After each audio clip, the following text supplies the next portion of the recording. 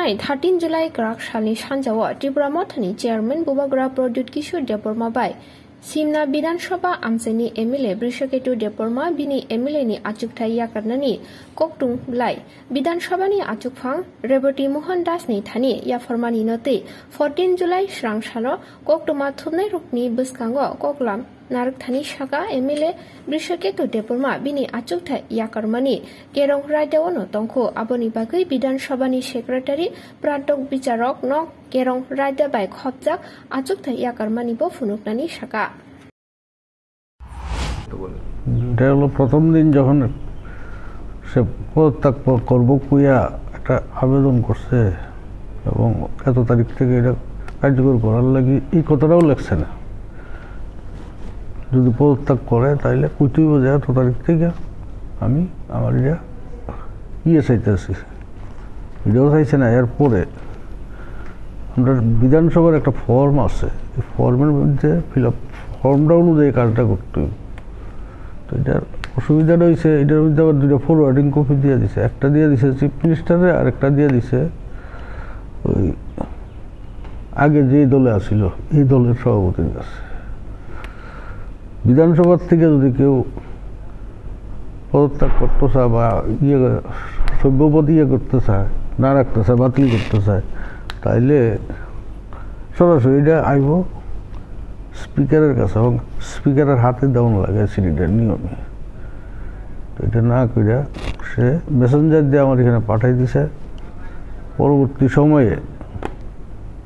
ওই দলের আইপিএফটি দলের সভাপতি কইছে যে তার এটা এক্সপেল করা হবে এর থেকে সদস্য পদ থেকে তো করতে গেলে তো কিছু না কিছু নিয়ম কানুন আছে বিধানসভা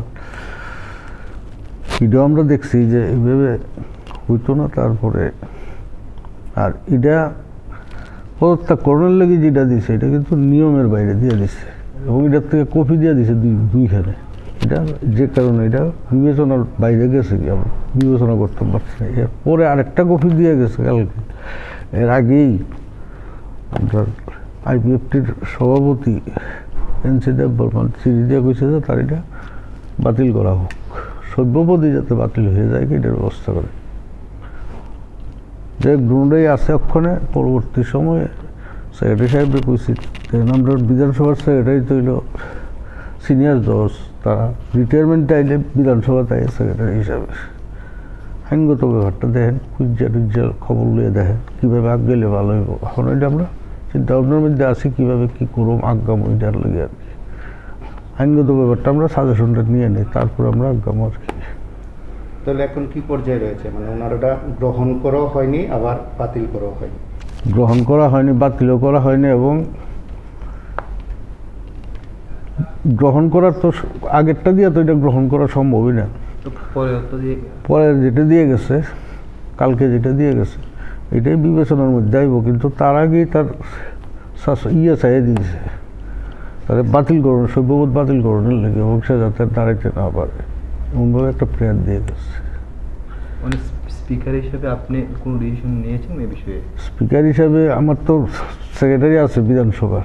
তাই নিয়ে কইছি যে আপনার বন্ধু বান্ধব যারা আছে বা সিনিয়র অ্যাডভোকেট যারা আছে তাদের সাথে পরামর্শ করে আইনগত ব্যাপারটা জানি না সারলে আমরা আজ্ঞা মোস্টের জন্য এরকম কোনো কিছু হতে পারে যে দুজনকে ডাকানো হবে যে নিশ্চয়ই দুজনকে ডাকানো হবে এবং আমরা নোটিশ দেবো যেভাবে কোর্টের মধ্যে যাওয়া হয় তা তো এখন পর্যন্ত মানে কি অবস্থা রয়েছে যে কোনোটাই কিছুই হয়নি যে না এখনো কিছু হয়েছে না তিনি কি এখন বিধায়ক হিসেবে আছে অক্ষণ পর্যন্ত তো আছেই তো আমি যতক্ষণ পর্যন্ত বিধানসভার থেকে ঘোষণা করা না হয় ততক্ষণ পর্যন্ত তো আছেই তার মানে এখন তিনি বিধায়ক এখনো বিধায়ক কবে নাগাদ ডিসিশন আসতে পারে এরকম কোনো কিছু আমরা 5-6 দিনের মধ্যে আগাম আর কি নেওয়ার চেষ্টা করুন সিদ্ধান্ত নেওয়ার আইনগত ব্যাপারটা আমরা না বুঝি আগাইতাম না আর কি আর আমরা বিধানসভারও তো কিছু নিয়ম কানুন আছে নিজস্ব নিয়ম কানুন আছে কীভাবে কী করতে হবে না করতে হবে প্রথমবার যেটা চাইছে এটা নিয়মের বাইরে হয়েছে আর কি তাই বুধ নিয়মটা জানে না, জানলে বুধই আক্কেল